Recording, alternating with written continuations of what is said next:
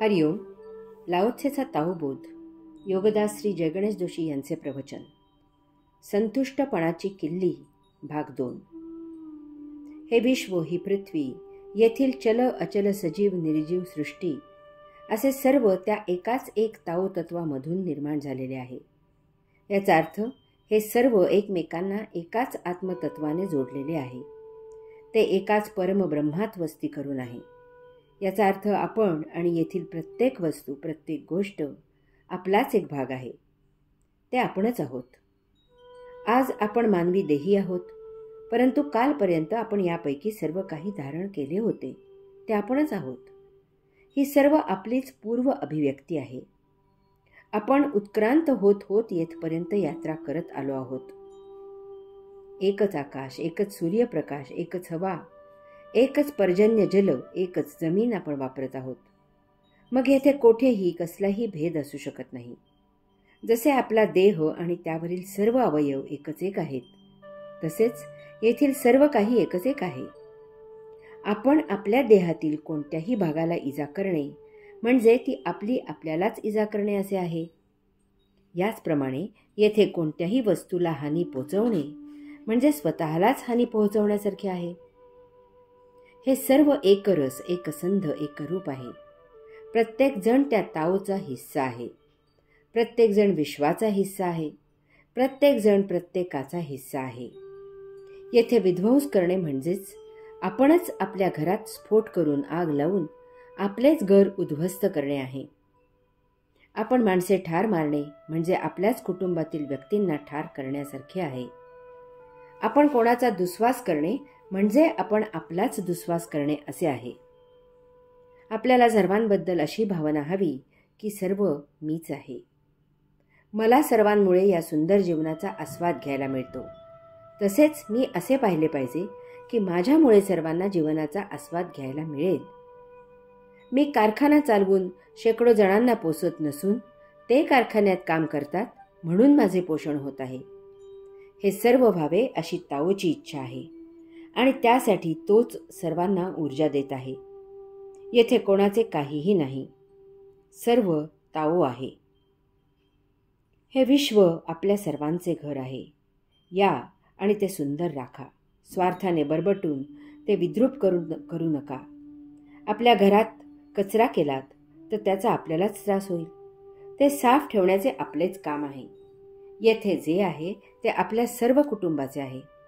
आपल्या घरातील लहान मुलांना, वृद्धांना, अबलांना आपण कमावतो आणि त्यांना भरवतो. तसेच येथे ज्ञानाने, कौशल्याने, शक्तीने, वयाने जे कमी पडतात ते जास्त कमावू शकत नाहीत. आपल्याला ताओने जास्त कमावण्याचे कौशल्य दिले आहे. तेव्हा जे जास्त कमावू शकत नाहीत अशांना आपण घास भरवूया. यात परमसमाधान आहे, परमसंतोष आहे. दुःख आपला मित्र आहे, दोस्त आहे. त्याचा अव्हेर करू नका. दुःखामुळे तुम्ही सुखाच्या मगरमिठीतून सुटता. एकदा सुख मिळाले की ते सोडणे अशक्य होते. ते दुःखामुळे आपोआपच सुटते. म्हणून दुःख उपभोगून संपवा. त्या पलीकडे ताओ वाट पाहत आहे. संतुष्टपणाची किल्ली भाग 3. लाओत्से सांगतो की समाधान नसणे यापेक्षा आणखी महाशाप दुसरा नाही. सत्ता पिपासूपणापेक्षा आणखी जास्त पाप कोणतेच असू शकत नाही. यास्तव जो संतोषाने समाधानी असतो तो सदा संतुष्ट असतो.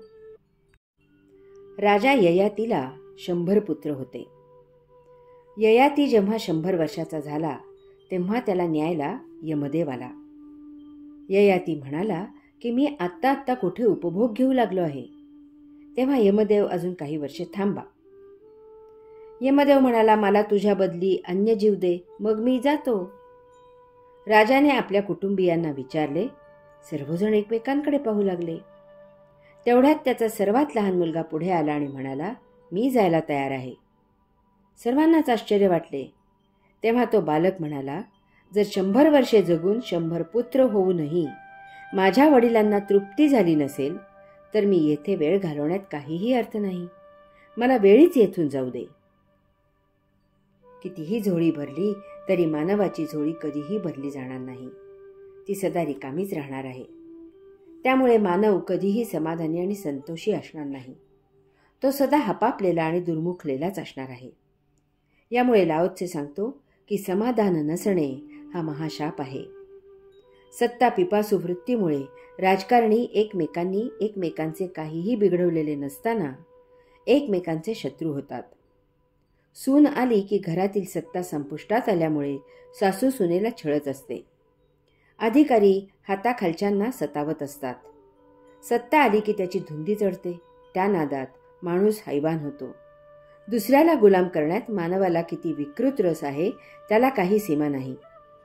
एक देश दुसऱ्या देशाशी लढाई करतो आणि त्याला स्वतःच्या आधिपत्याखाली आणतो. यात किती कत्तल आणि बळजबरी केली जाते त्याला काही हिशेब नाही. तेच कोणी पाया पडला की खुश होतात आणि अशाला काय वाटेल ते सोडून देतात. सत्ताधीशांबद्दल लोकक्षोभ झाला तर सत्ताधीश लोकांचे लक्ष विचलित करण्यासाठी शेजारच्या देशाशी युद्ध घडवून आणतात.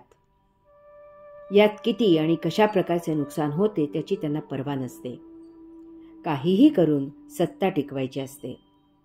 येथे कोणी कोणाचा कशाचा मालक नसतो.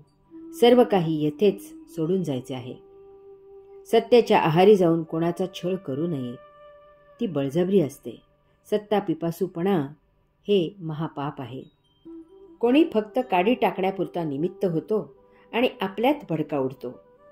कारण आपल्या देहात सप्तरिपू ठासून भरलेले असतात. त्यासाठी इतरांना दोष न देता आपला स्वभाव जाणावा. सदानंद, नित्यानंद, कैवल्यानंद हा आपला स्वभाव आहे. त्याप्रमाणे आचरण करावे तरच आपण सदा संतुष्ट राहू शकतो आणि या जीवनाचा नित्यानंद अनुभवू शकतो. आपल्या गरजांकडे आणि उपलब्ध वस्तूंकडे आपण कसे पाहतो यावर संतोष अवलंबून आहे.